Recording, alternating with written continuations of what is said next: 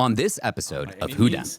I won by 653 votes. Yes, not even in the thousands. 653 votes. No more. We can't do that anymore. It's time for us as a party to get together and fight back, punch back, and make sure that they stay down. And you know what? Kick them when they're down, because they deserve it, based on what everything they're doing to us and the American people.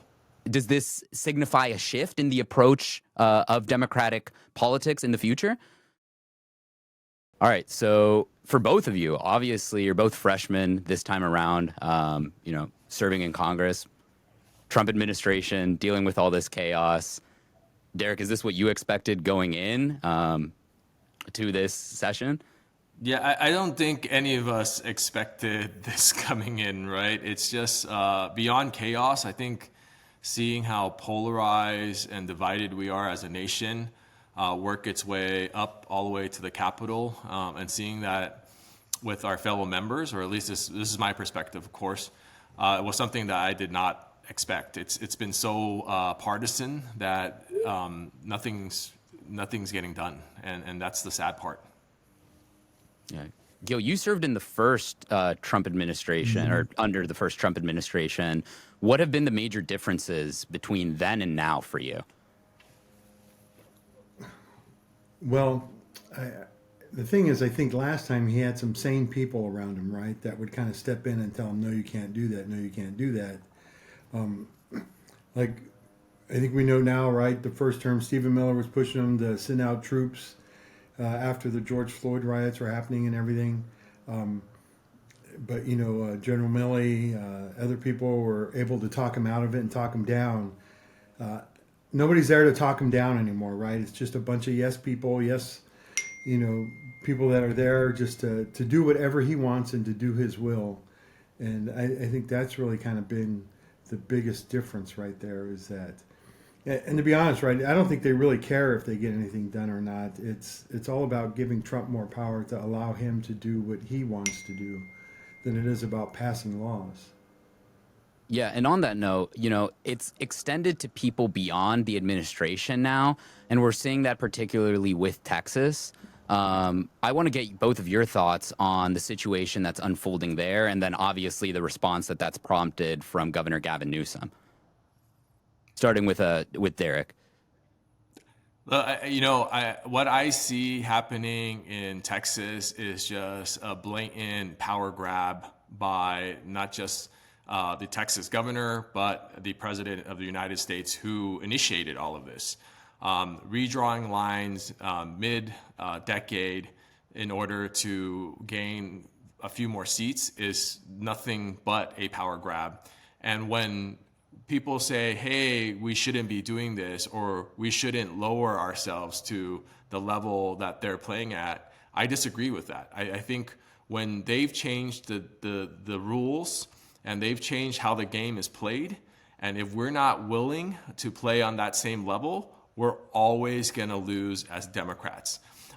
What the governor of California, Governor Newsom, is doing in order to ensure that California picks up 4 to 5 extra seats is something that's absolutely needed to counter what this administration is trying to do to just have that grip of power over the American people. And we just can't sit idly by.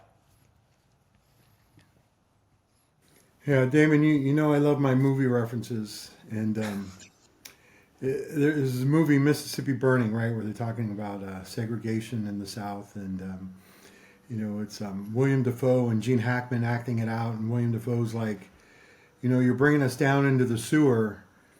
And Gene Hackman's like, well, these people are crawling out of the, he said, you're bringing us down into the gutter.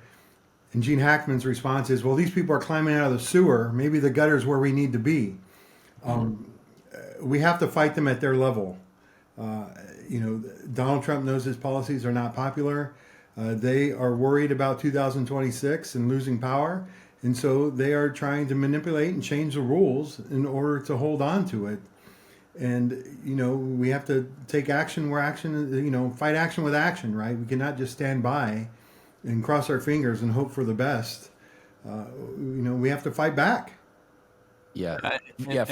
Go ahead. My understanding, sorry, really quick, is that What we are doing in California is just amending the process this one time. And in 5 years, when the census is put back out there and we have new data, we revert back to the independent commission. You know, we're doing everything within our powers to make sure that, one, we're playing in fairly against them so we can compete against them, and two, also honoring the independent commission that the voters approved. And we're going to give them that back in about 5 years. Right, and we want the independent commission here in California. It's what the people voted for. Our caucus has supported a national independent commission throughout. All districts should be drawn this way throughout the country. But again, right, we have to fight them where they're at, right? And if they're going to manipulate and change the rules so that they could cling on to power, then we just can't stand by and let them do that, right? We got to fight them and do what we need to do to counter their actions. Yeah. I want to take a step back for a second because I think this gerrymandering problem is a lot larger than this one instance. And I want to talk about those independent commissions a little bit. So, some context behind the simplest way to put it is that gerrymandering is when instead of voters choosing their politicians get to choose the voters that vote for them. They get to redraw districts and select certain groups or demographics inside of those districts that they know will vote a certain way. Most other Western democracies do not let this process happen. This has been one of the flaws in our system that I've criticized. And one of the ways to get around that is these independent commissions. Derek, could you speak a little bit more on this issue and kind of it on a more national scale as opposed to just, California and Texas? Yeah, 100%. I think there has to be some type of national law or just a national base where everyone follows the same rule. And that is to have independent commissions, not judges, not politicians, but independent citizens of the communities draw the lines to elect their representatives. But until we have that, if we allow our hands to be tied behind our backs and let Texas just run away with what they're doing, because we have a history of seeing this happen before. North Carolina recently, which redrew their lines, and they took away, 3-4 Democrats, Gil? And then that is how they got the power that they have now in the House of Representatives.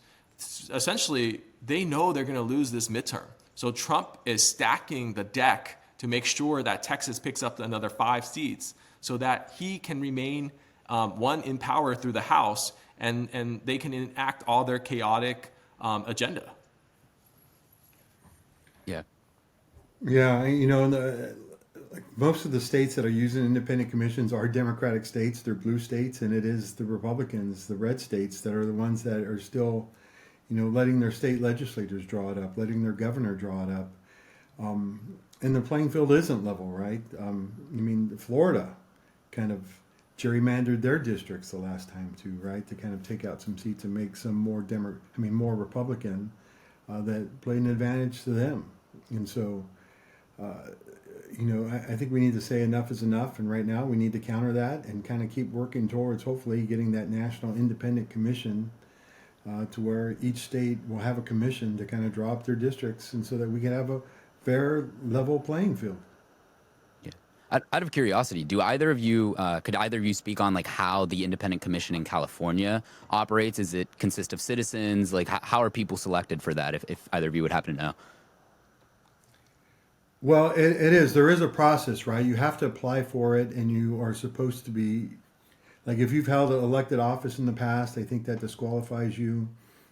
If you've been a political consultant or something like that, that disqualifies you. There are certain rules, right? They are really looking for independent people to kind of go and to do. I actually thought about doing it and looked into it and actually went to a meeting when they first started this. Well, maybe I can be part of this, right? And this is, like I said, before I ever ran for office or done anything like that. But, they really are looking for independent voices because and they base it on the voter registration, right? Since there's more Democrats registered here in California, there is a higher number of Democrats that sit on the commission than over Republicans. But there's also, what we call in California, it's not just Democrats and Republicans, but it's no party preference individuals are also part of the commission too as well, which are independent voters. We call them here in California no party preference, but they are so it's not just, like I said, Republicans and Democrats. The independent parties, the no party preference, they have a seat at the table as well when it comes to drawing these commissions or these districts. Yeah. Derek, I want to go back to something that we've been touching on here, which is fighting fire with fire, I think is the way that Gavin Newsom referred to it. The way that I view it as a young Democratic voter is a lot of the times the party has been criticized for not taking these approaches. For not willing to, whether that be the personal attacks that Donald Trump has done in the past, or whether that be, the one that I specifically think of that really gets me going every single time is Merrick Garland. When at the end of Obama's term, he wasn't allowed his Supreme Court appointment, and you have Lindsey Graham come out and say, well, if we were in that position, we would never do that. Why were we going to let them do it? And then, a couple years later, here he goes in that exact same position, proving to be nothing more than, I think the word's a hypocrite. So what's different about this time? And does this signify a shift in the approach of Democratic politics in the future? I think there's a few factors that play into all of this, but mainly it is listening to our voters and our broad base that we have. And if there's one thing I've learned in the last 6+ months being on the job, is that my voters, my constituents wants me to do more. They want me to fight fire with fire. And as Michelle Obama used to say, if they go low, we go high.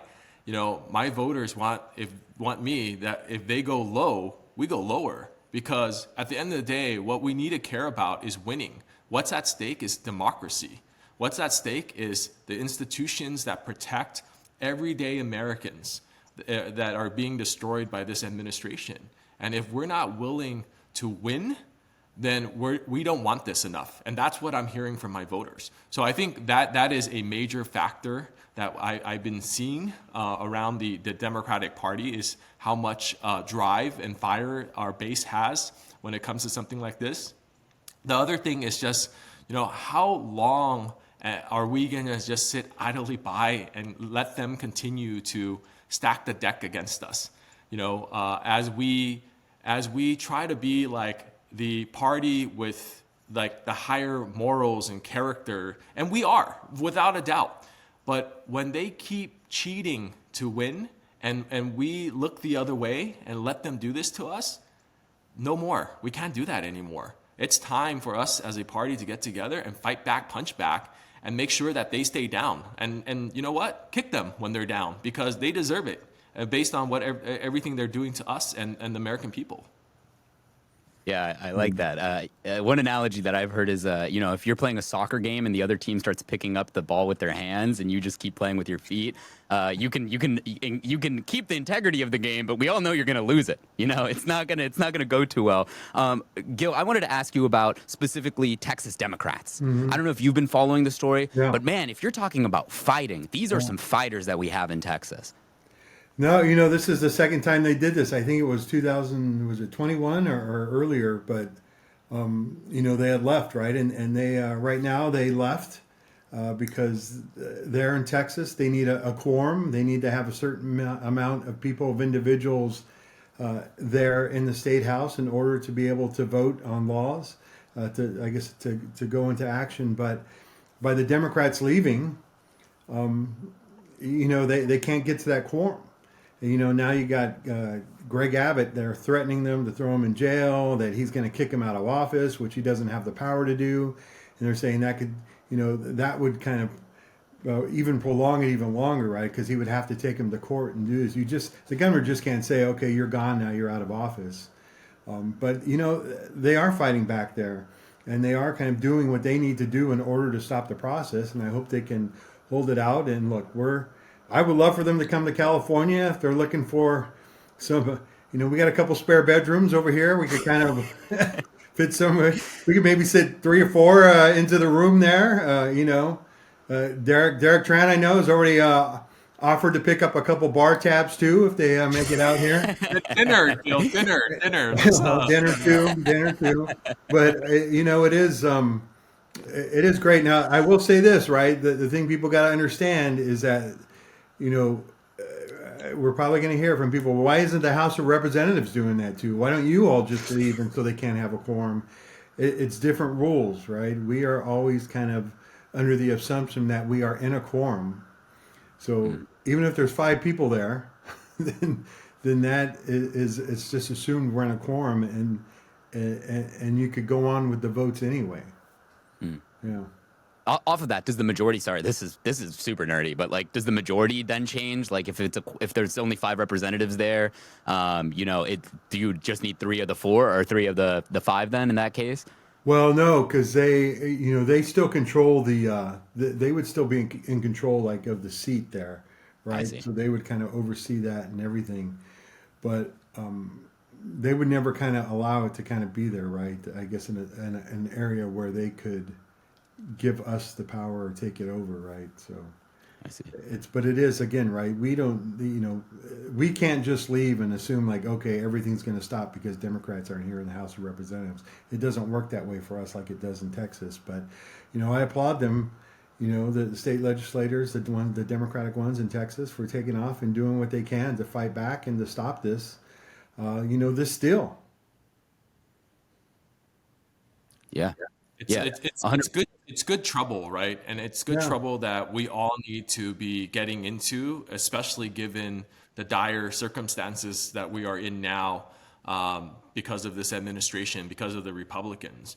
And I just want to tip my hat to these Texas Dems, because they are being fined, I think, $500 a day for not showing up to their state legislature.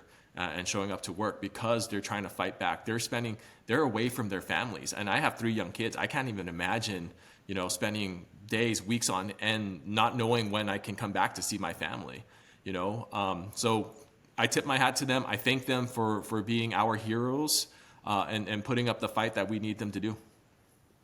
Yeah. And Gil, you were talking about the quorum and, how that works in the House. Funny thing is that, we've talked about on the show before, Mike Johnson tried to actually do this exact, they're criticizing Democrats for leaving the state to not let this vote pass. Mike Johnson tried to do something similar with the Epstein files by, calling recess early.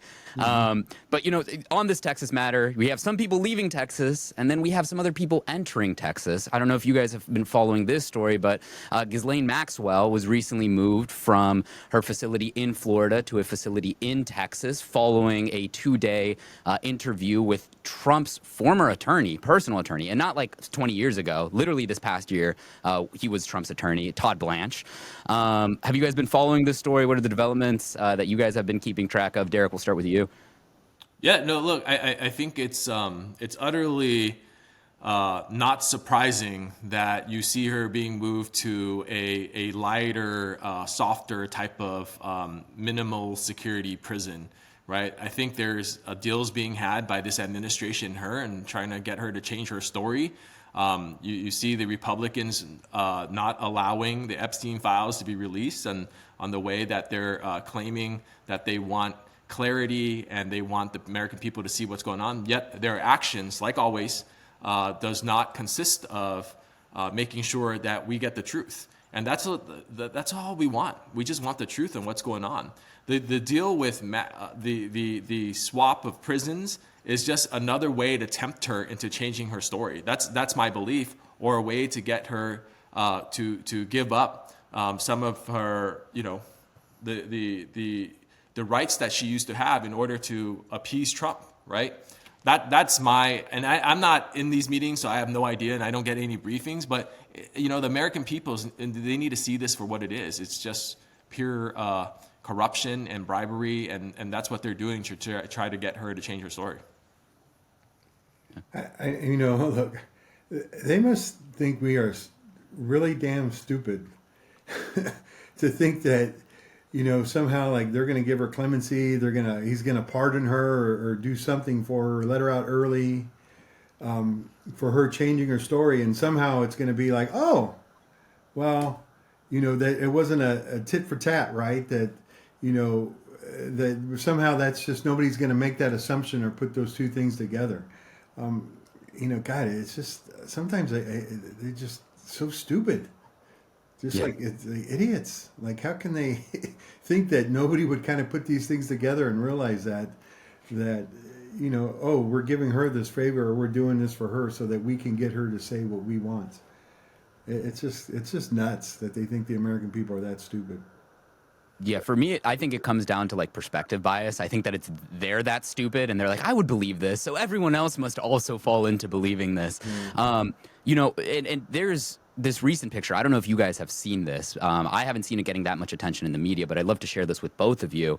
When Maxwell was returning to her cell, she had, entered where this interview was taking place with nothing in her hands. She had empty hands. When she returned to her cell, a drone actually captured this picture with her.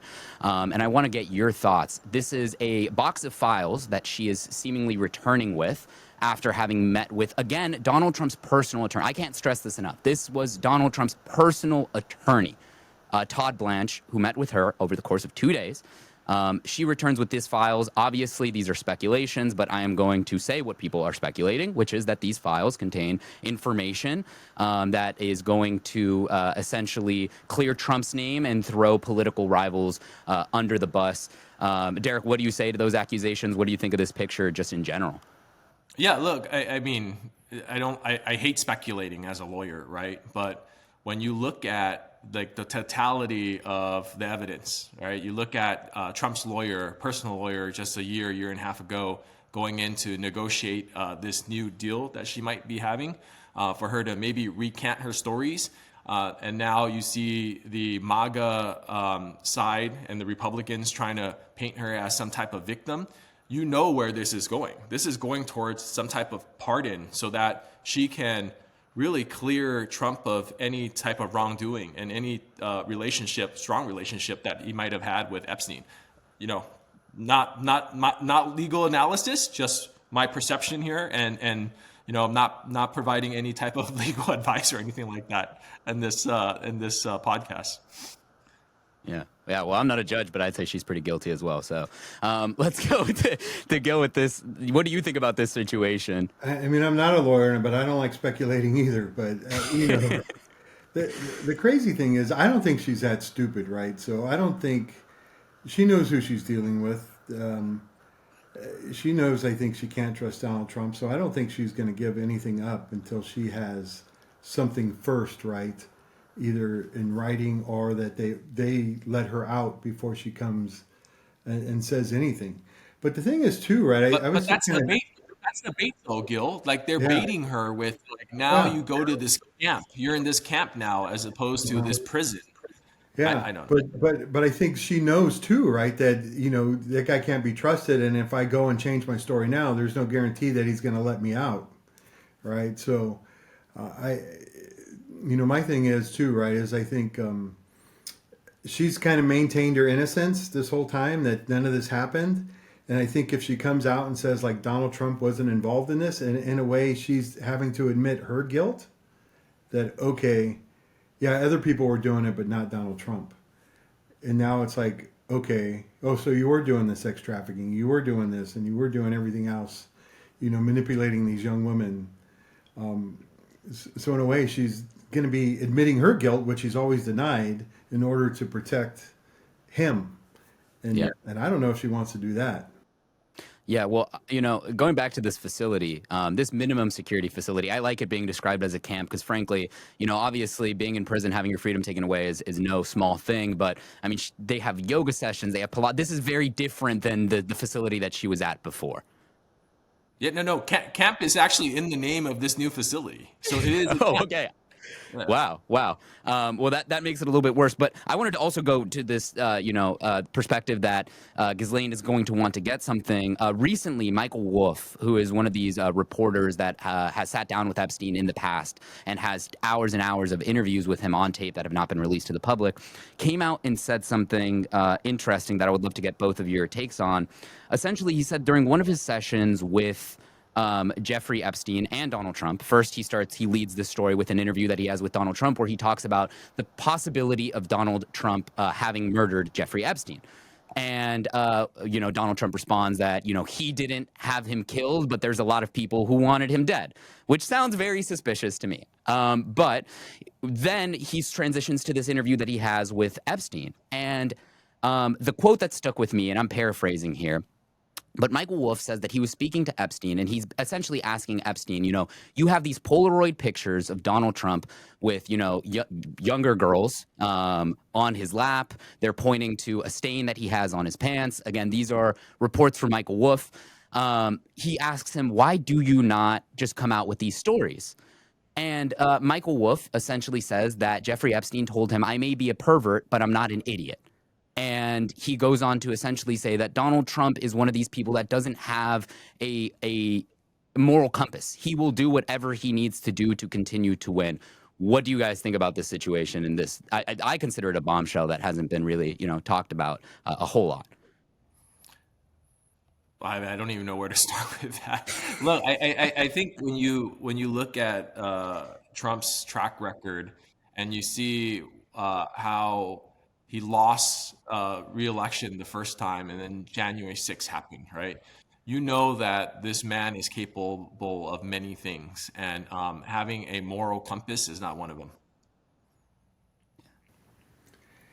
Yeah, again, right. I don't want to speculate on who did what, but I always, like I said, we've talked about this before. I do find it interesting that somebody on Suicide Watch was able to commit suicide. Yeah. And the cameras weren't working in the maximum security facility. Right. It does, that always kind of raises questions, right? But, I think Derek's right there. This is a guy who's changed his story, who pardoned everybody from who got arrested and committed crimes on January 6th that stormed the Capitol. And, for his own benefit, has kind of manipulated that story into like, oh, no, they were just visiting, come in to visit and get a tour of the U.S. Capitol. He is going to do what he needs or what he wants in order to manipulate his story and do what it is, right? Just like, like we talked about last week, right? Win, and do whatever it takes. That's what he's going to do. Yeah, Derek, side note here. Have you seen The Apprentice? We've referenced it a couple times here on the show now. I'm just curious if you've gotten a chance to watch it. I mean, I haven't seen that show since like the very early days, and even then I wasn't a fan. Well, not the show, the movie. There was a movie. Oh, no, I'm not. No, I thought you meant the show. No. Yeah, it's a good movie. If you get a chance, watch it. I've always recommend. I'm not a big movie person. I leave the movie references to Representative Cisneros, but this one I have watched, and I do recommend it because I think it does give you a perspective into Donald Trump's psyche. Obviously, it's a dramatization in certain respects, but seeing that relationship with Roy Cohn unfold on the screen was particularly captivating to me. I also wanted to mention here something that I don't see getting a lot of attention was the fact that Ghislaine Maxwell. She was already convicted of perjury back in 2015 and lying in court. So this isn't someone, obviously this isn't someone that we should see as reputable for a whole plethora of reasons, but this is someone that has already been found to not be reputable in a courtroom. Yeah, I think at the end of the day, people are going to judge you based on, your prior, not just testimony, but your prior actions. I don't see how we or anyone can believe her, and I don't know how her changing her testimony will appease his base, who's been asking for these files to be released so that they can get the full facts of what's happening. But I will say that when people are under a lot of duress, which I don't know whether or not she is under, but if she's under duress, she might just say what she needs to say, right? Because she might be scared of who knows what might happen. I'll leave it there. Yeah. Another thing that I wanted to touch on relating to the Epstein updates was literally before we hopped on this conversation, I think it was an hour or so before, articles started coming out about the House Oversight Committee. I don't know if you guys have had a chance to look at this, but the Oversight Committee, the Senate Oversight Committee, they are calling for subpoenas to be released for 10 closed-door depositions between August and mid-October, as well as calling for all of the Epstein files. These closed-door depositions are going to be for Merrick Garland, William Barr, Jeff Sessions, former FBI Director James Comey, former Special Counsel and FBI Director Robert Mueller, former Secretary of State and First Lady Hillary Clinton, as well as the 42nd President of the United States, Bill Clinton. Thoughts? We'll start with Derek. What do you think about this recent development? Look, I think what we learned is that this Epstein stuff's not going away, and I think Trump's just got to release these files or get, his DOJ, Pam Bondi to just give the public what they want. You can't claim for years that there's a file and then all of a sudden say there's no file. You're feeding into these conspiracy thoughts. You're feeding into more towards us trying to figure out what the hell's going on. And I don't think the public's satisfied with just you saying, oh, there's nothing there. It's a Democratic hoax, right? And whatever the Senate's doing, I can't speak for them in that chamber, but I can tell you that the focus on the House has been to release these files. And fact-finding has always been very important in this country, and the people deserves to know the truth about what happened. We can't continue to protect these pedophiles, period. Yeah, it's like you said, we left a day earlier, and that week was pretty much a wasted week anyway, right? As far as when it came to voting, we didn't write anything of substantial. But I think, the interesting thing is before we left, right, that week, it was like Mike Johnson was quoted, I think, as saying that, well, we got to give the president more time, right? So more time that he can have so the public can forget about this before we come back in session, or more time so they can come up with a story of how to kind of get away from this and kind of turn it around. But, it doesn't appear to be going away. I don't know. He hasn't been able to cause some other type of distraction to make the news story kind of change. And even if I think he did, right, I don't think this is going to go away. It's just there, and yeah, he should release the files, but I don't think he wants to deal with the aftermath of how, like you said, his attorney general told him his name is in there, right? So how does he counter that? Yeah, and not only did his attorney general say that his name was in there, we recently learned that the FBI Freedom of Information Act team took out Donald Trump's name from these files. And then that's what led to eventually them saying, we're not going to release these files. We're going to, protect the victims. That's how they tried to frame it. There's a lot with this story. And, a big discussion that has always happened in this Trump administration is that he's doing X to distract from Y, and he's doing Y to distract from A. And it's this perpetual cycle of, him just doing terrible things to hide the other terrible things that he's doing. But it takes away from his campaign promises. And, obviously we should be talking about the terrible things that he's doing, but we can also turn back to some of these campaign promises that he have. And one that I'd like to particularly talk to you about, Derek, is his promise of IVF and the promises that he made to protect IVF in the United States. Not only protect it, but he made some very grand claims that the government was going to pay for it. If the government wasn't going to pay for it, then that insurance companies were going to pay for it. Recently, we have seen him kind of walk this back. He referred to him at one point as, quote, the father of IVF. Now he is seemingly forgetting the issue.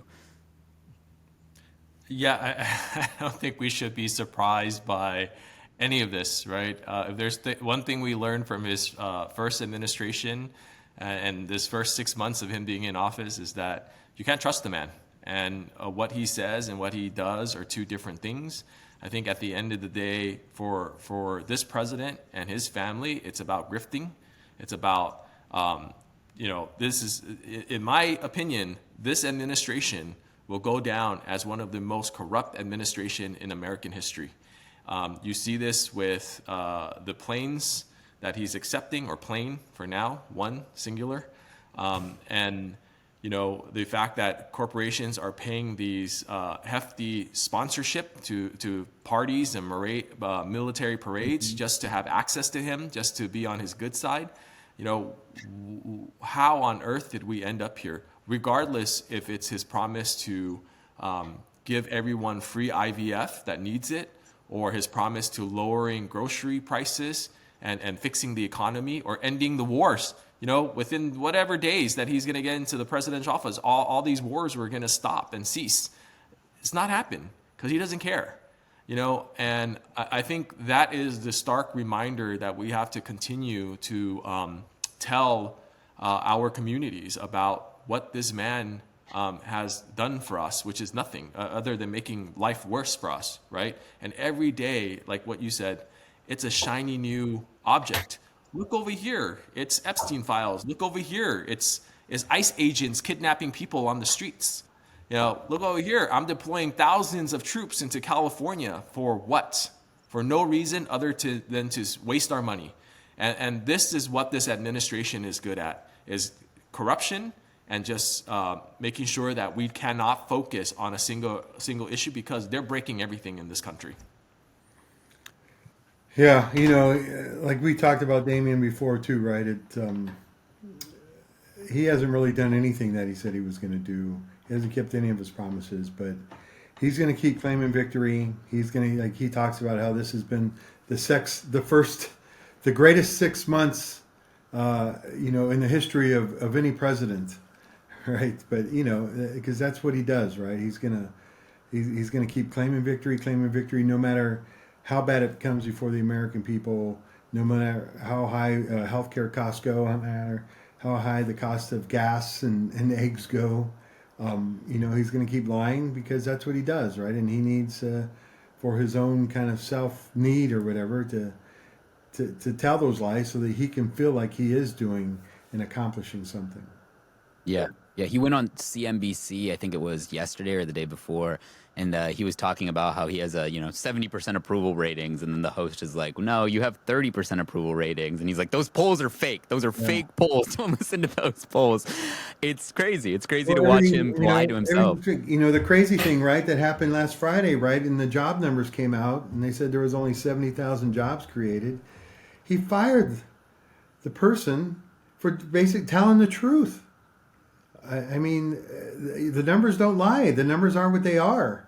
And so now you don't like the numbers, so you're going to fire the person and replace it with somebody who will lie for you? No integrity, man. It's just no integrity at all. Yeah. Did you all see Trump on the roof today? You guys get a chance to look at this? He was on the White House roof today. I think I tried lip reading what he was saying on the roof, but I think he's overseeing the ballroom, going back to one of these other, planes, these exuberant costs that he's taking on behalf of the American taxpayer. One thing that we say on the show is everything that they say is an admission of guilt. They say they're the most transparent administration because they're hiding something. They say that they're going after waste, fraud, and abuse because they are waste, fraud, and abuse. And this ballroom is another one of those examples. Yeah, I'm kind of. Is the ballroom the same thing that they're talking about, replacing the rose garden, the stone and everything going there? Is that two different things? No, the ballroom is separate from the rose garden. The rose garden is being replaced for a patio-like infrastructure that he has in Mar-a-Lago. Right? Yeah. Where the hell is this ballroom going? The ballroom's like a $200 million ball. I think it's going on the east wing. They could be spreading fake news here. It's going on one of the wings of the White House. But they're attaching it to the White House. Yeah, it looks hideous. It looks ugly. I don't know if you guys have seen the act. Like I saw this tweet. Someone was like, this is what the ballroom is going to be, and someone responds in the comments, and they're like, no, this is fake news. The White House would never do this. And like the community notes is like, this is an official White House plan. Yeah. It looks hideous. It is a bad addition. It just looks like they. I don't know if you guys have played Minecraft before, but it looks like they just built a little room next to their big house in Minecraft. It is a terrible situation, and another example of waste, fraud, and abuse that you were pointing at earlier, Derek. Yeah, no, it's pretty wild to see. Look, I mean, distraction aside, right? With everything he's doing, ripping down 100-year-old trees, planting another flagpole somewhere, putting in this ballroom, which he claims he's going to pay for or contribute towards, which that man hasn't paid a bill in his entire life. But you can start with his contractors. Yeah, right. But I would say that, we cannot lose focus from, what has actually happened to the American people. And what we're hearing is the stress and the fear of the economy, not being able to afford their groceries, not being able to afford their car payments, their insurance, losing healthcare. These are top of mind issues.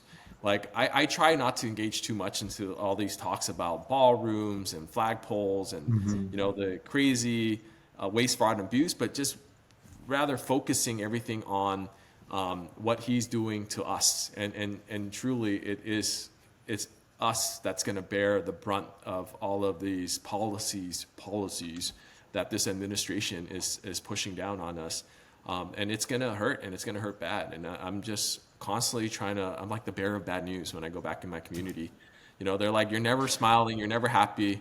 And I'm like, no, but there's nothing to be happy about. Like this country is being destroyed by this one man. But I do believe we're bigger and stronger than him, than one single person, and that we too will get over this, just like we got through his first term. But it's going to take a while, and there's going to be a lot of hurt and pain and even death from his policies before we can start healing as a nation. Yeah, no, 100%. Hey, Damian, could we? I would love to hear Derek talk about his district and his upcoming race here. I mean, in the House of Representatives, every 2 years you're running, and really, I mean, you never stop running, right? And it's just constantly, Derek's one of our frontliners, a seat that we need to keep and maintain, and he's doing a great job. But I would love to hear his perspective on it, and really, like I said, more about the district, more about your race, how things are going. And how Democrats can help. Thanks, Gil. And this district pretty well because you represented like more than half of it when you were elected the first time around. But let me first say that I'm proud to represent the largest Vietnamese diaspora in the world, and this is the first time that they've had representation in Washington, D.C. There's been 3 Vietnamese American congressional members before, but never representing Little Saigon in Orange County, which makes up to close to 200,000 of my voters and my constituents, right? So it's a big honor for me to be in this seat. But I also represent a very purple district. 2/3 of my district is NPPs, independents / Republicans. That's the reality of my purple district. And I beat out a 2-term incumbent, and it wasn't an easy feat by any means. I won by 653 votes. Yes, not even in the thousands, 653 votes. And unfortunately, it was one of the most, if not the most expensive House race last cycle, costing over $46 million, being spent on both sides, hard and soft money. So it's disgusting when you think about the amount of money that has to be poured in to kick out such a bad representative that was in place beforehand, who had a string of corruption tied with her and her family, and just was wrong for the district, period. So they kept pouring money in to keep her in office, and then when the polls came in that I was neck and neck and so viable, we had no other option but to have to continue to invest heavily, right? And I think that's what these independent arms saw as they continue to pour money into this race to get me here. So, difficult district. It spans from North Fullerton all the way to Fountain Valley. It has Buena Park, home to Knott's Berry Farm. I have a little sliver of LA County, Cerritos, Artesia, Hawaiian Gardens in my district. But the other part that I completely forgot to mention is that the Los Alamitos training base is where I finished my training as a military Army reservist, and that place is near and dear to my heart. So that's also in my district. I'm so proud to represent them. But when you look at this seat and how much it costs me to win, I am a frontliner through and through. Second closest race in the nation, one of the most expensive race in the nation. So they are out to target me. I think what we did well last cycle was the fact that we had a strong ground game. People were out there canvassing, knocking on doors for me, making phone calls.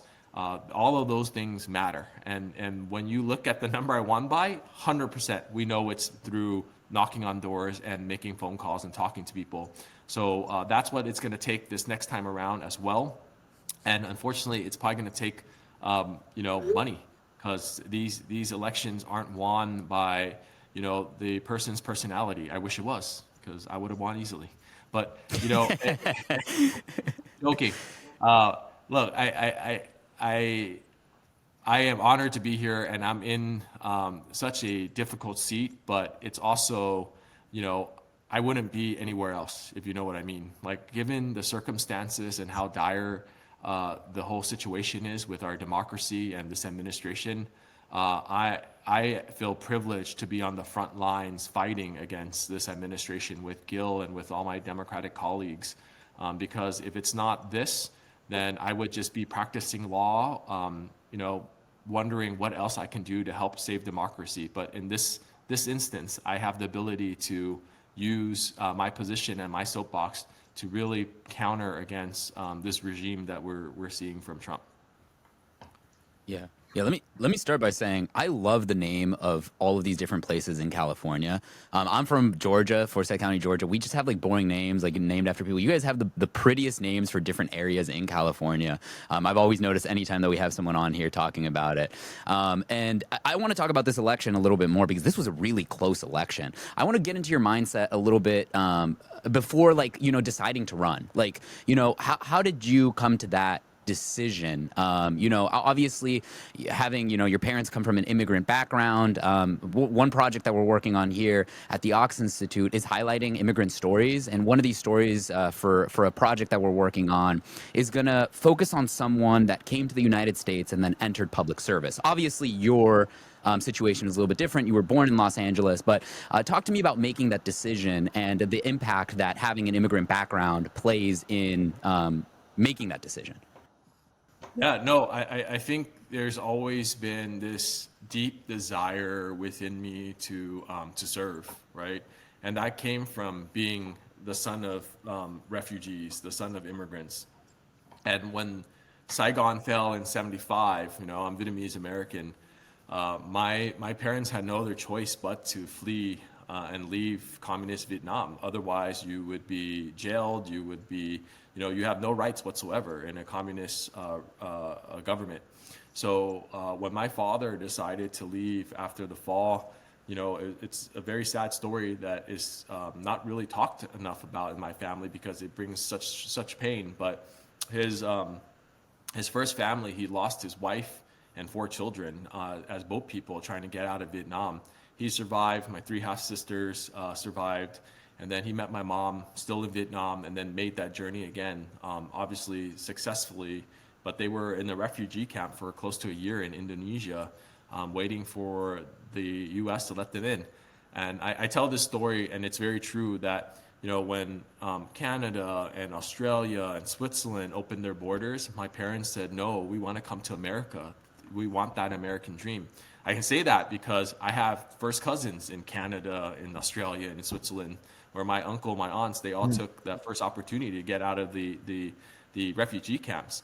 But when my parents got here, we were like any other immigrant family, just dirt poor and trying to make it and lived off of government assistance. And by that, I mean, WIC, food stamps, Section 8 housing. That was my childhood.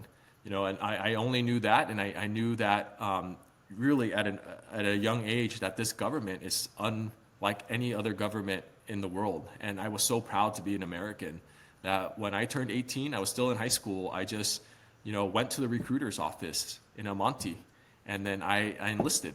And that was my way of telling this country thank you for everything you've done for my family, for me, and giving me this opportunity. And that's where I fell in love with, like, oh, wow, it's really cool that you get to serve and be there for your country and your community. So that's when I fell in love with all of that. I didn't fall in love with the pay of being a government soldier, but you fall in love with just giving back to your community.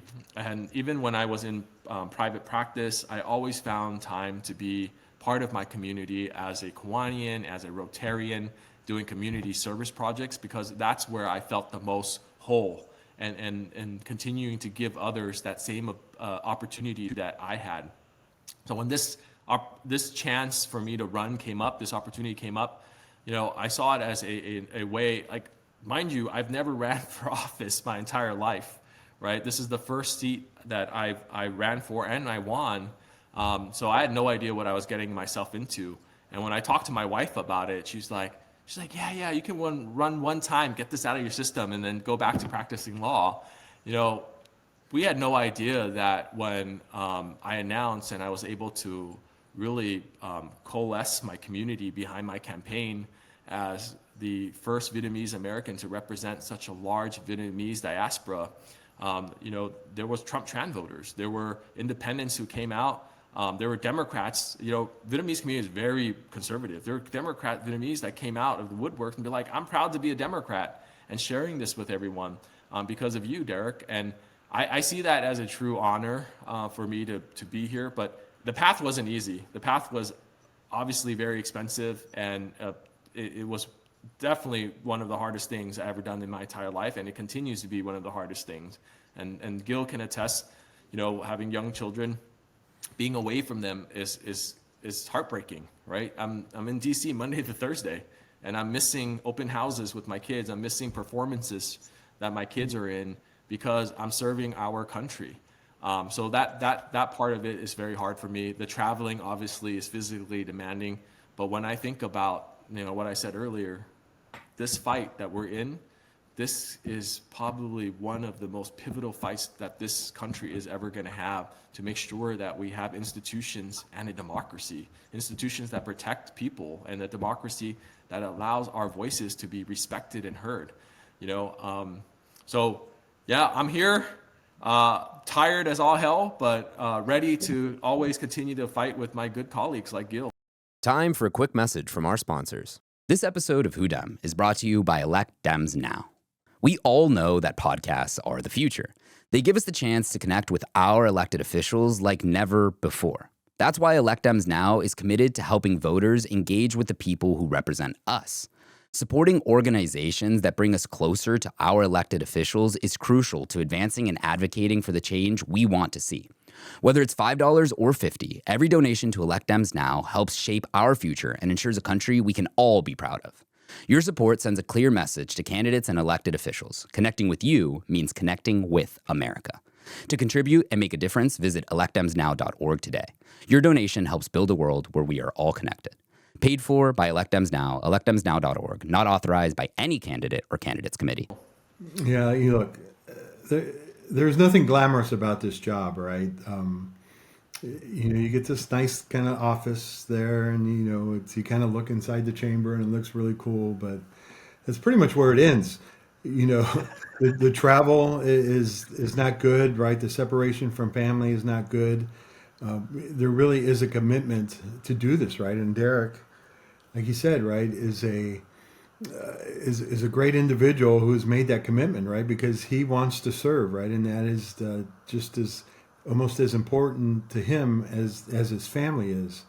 And look, I think Derek's doing a great job. We serve on both our committees are the same ones. We're both on armed services. We're both on small business together, there to support each other. And Derek is doing a great job, and we need to make sure that he comes back, right? And this is one of the seats that we need to hold on to and to keep in order to make sure that we can get the majority the next time in 2026.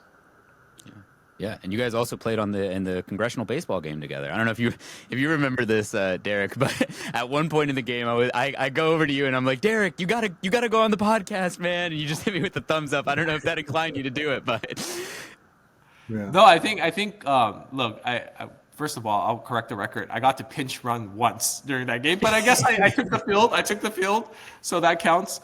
But I'll say this: you rarely meet people in your life that are truly genuine and have the right convictions When I met Gil, I always saw him someone who, as a mentor, not just because he's a little bit older than me, but also because he had more experience than I do in all of this, being a congressional member before this.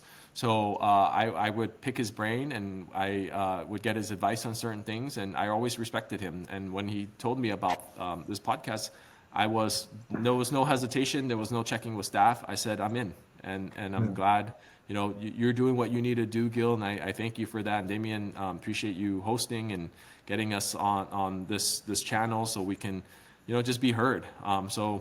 It's an honor of mine to be here, and I think we need to do more of these so that we can talk freely to the American people, to our viewers and listeners. No, definitely, it is something that we need more of, and I welcome the opportunity. I thank you for coming on, and Damon, for having us to give Derek, that chance, right, to talk to the people and kind of let them know more about him and what he stands for, and hopefully have people get behind him, right? Know that this is definitely a race where, again, right, that we need this seat, we need to keep this seat in order to take back the majority next time around. So, maybe next time the people are out there.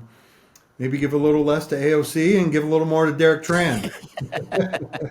I'll take volunteers. Come knock on doors. Come make phone calls. But even that, right? You talked about that, right? The organizing the ground game is not, that takes resources too, and because you have to organize those volunteers, and you need to get them on the phones, and you have to have things for them to call, right? The way to kind of make that work, and to get them out there to knock on doors. So all that takes resources in order to use them, to use their manpower, their hours, right, to make it viable for you, so that they can have an impact. It does take money, and it does take resources. It's not just like, hey, showing up and like, hey, here's some flyers, go out and knock doors. It all has to be organized. It all has to be done, and it all takes resources in order to do that. And I think the ground game is important. I think that's what helped me win my first time in 2018, is that we put a lot of it into that. We did a lot my last election here in 2024. Unfortunately, we weren't able to do that in COVID, but being able to kind of have a good ground game is essential. It's an essential part, I think, of any election campaign, and it does make a big contribution to winning. No, absolutely, 100%. And hopefully people continue to support Democrats all around and make sure that we can take, this country back from what I describe as the grasp of fascism. At this point, it's not even the grasp of it. We're in the midst of really a fascist administration. Derek, I want to thank you so much personally for what you're doing, obviously coming on the podcast as well, showing that fighting spirit here to our listeners. Really do appreciate it. And we're going to have you back on because there's so many other interesting components of who you are and what you do. We didn't even get into your pharmacy that you co-own with your wife, and talking about pharmacy benefit managers and these bills that you've put forward. But we'd love to have you back on in the future to discuss even more things, because I'm sure that with this administration, we're not going to run out of headlines anytime soon. No, absolutely. Thanks for having me, guys. And I look forward to hearing more. And Gil, let's continue to push back, but we can't do it without Damian, you, and the rest of the American people out there. So thank you. All right, great. Thanks, Damian.